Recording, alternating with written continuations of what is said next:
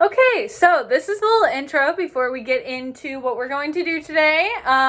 So we're going to be tying some knots for the theater. These will be seen on scrims whenever you hang things or rig things like lights. Some of them will cover up the cords, and some of them will also help hang things onto the poles, like backdrops and stuff like that. So you should have this handout. This is the front. It has 2 knots on the front and then knot on the back. If you can't find it in the modules, that's totally fine, because the video I'm going to go step by step and I'll reference the paper a few times, so I'll put it in the video as well. So for this, you'll want to record yourself doing these knots as well, just so I can see that you know how to do them, and then you'll submit that. And I'm going to go knot by knot. Starting with bowline, then going onto the back to square knot, and then on back to the front to the clove hitch, since the clove hitch involves a pole. So you'll also want a pole as well. It doesn't need to be closed off like the one that I'm using. It can be like an open-ended one, like a chair or something like that, as long as you use it on some sort of pole. Make sure that I highly recommend putting a knot on one end. I referenced that a few times, the knot end with the knot end, just because it's easier to keep track of where you're going when you're mimicking my moves and stuff like that. You can totally have the video playing off to the side while you're doing this. I just want to make sure that you know how to do it. So let's get into it. Okay, so the first knot we're going to do is the bowline knot. It's this top one in the handout. Here, I'll bring it a little closer. This top one in the handout right here. So go ahead, grab your rope. It's just a little tiny bit. And I recommend putting a knot at one end so you know what moves and what doesn't. Bear with me for this little bar. It's a drying rack, just so that I can make sure everyone can see the whole thing. So lay out your piece kind of like a J, or more like a backwards J. So you're going to take this one end and you're going to flip it to look like that. And I'm actually going to move it a little closer up, more like this. So that one end's a little shorter, the one with the knot is a little bit longer, and it intersects to where when it goes, it starts from here and then goes underneath. Can you see that? Like that. Okay. So once we are here, we're going to take the short end without the knot, and we're going to go through the bottom of this loop, like this. And then after that, we're going to take our shorter end without the knot and put it around the back of this one with the knot, and then back through this loop that we created the second time. It'll kind of intersect through there. Okay, so then we're gonna pull all the way through, and we're gonna pull this width and pull it tight. So it'll kind of look like this, the knot. Okay, we'll do it one more time. So we have the knotted end at the top, make it look like a J.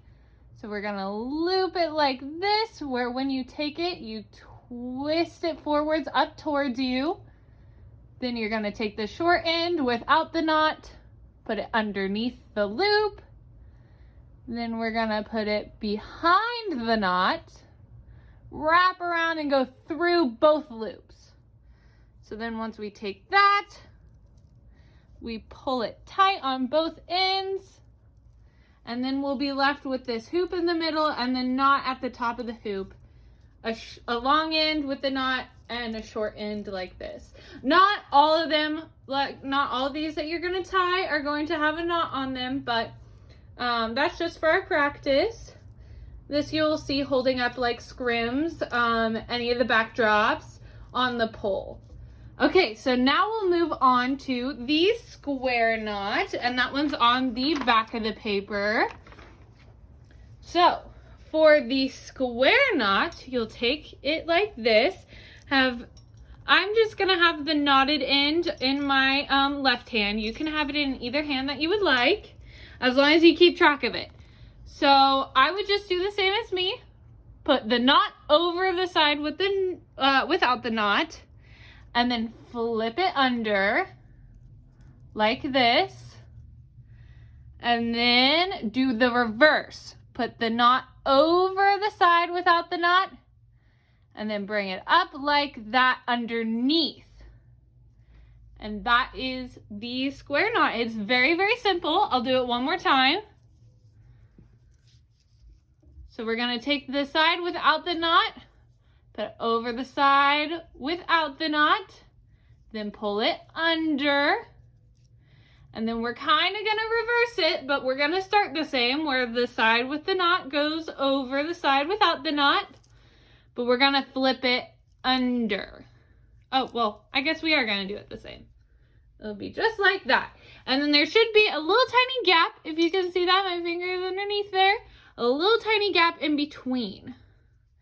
And you can kind of tell that the knots kind of go like this.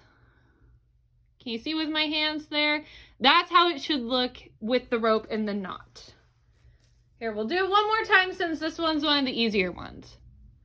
Side with the knot goes over, so left goes over right, and then under, and then right goes over left, and then under. And then once it's like that, you just pull. That's simple. Okay, now we're gonna move on to the last one, which is the clove hitch. So we did go kind of out of order. For this one, you're gonna need a bar, so that's also why I have this bar right here. So you're going to, here, let me move this out of the way. You're going to take the side with the knot, and you're gonna rest it over like this. But I want it kind of pointed like that. Does that make sense? Where the side without the knot is over on my right side, while the side with the knot is over on my left, but it's over the bar. So then we're gonna take the side with the knot, and we're gonna pull it up like this, kind of make like a goldfish. So the side with the knot is up at the top of the right side of the bar, while the side without the knot is over on the bottom side of the right side of the bar. And then you're gonna take the side with the knot, pull it underneath, kind of like this. So now it's more of an infinity sign. And then we're gonna lift up this top piece that intersected a little bit, and we're gonna put it right through and pull. So then it should look something like this. Here, I'll move the picture. It should look something just like that. So let's do it one more time. Okay, so the side with the knot, we're gonna rest over. We're gonna kind of cross it like this across the bar. This is with the knot, this is without the knot. So we're gonna bring this one up and over. This is the side with the knot. I'm only gonna be moving the side with the knot the entire time. I will still hold this in place so it doesn't fall off the bar. But then we're gonna pull this under. So this is still the side with the knot moving. But now the side with the knot is down at the bottom of the bar, while the side without the knot is up at the top. So then this little loop that we created right here, we're gonna take our side with the knot and pull it underneath that. You see that? And then we're gonna bring this back down this way and pull in opposite directions, kind of like this. This kind of pulling motion. And it should get you that knot. We'll do it one more time. So knot over, make a fish. And this is the side with the knot. Pull it under again, make an infinity sign, and then go right in between that infinity sign and pull. So these are gonna be a whole bunch of knots for the theater. You'll use these a whole bunch. The first two will be a lot for rigging scrims and backdrops. Well, this one can really be used for anything. You'll see this a lot with lights as well, just to make sure that you can't see the cords once they're up in the lighting booth. But yeah, we'll use these a lot throughout the department.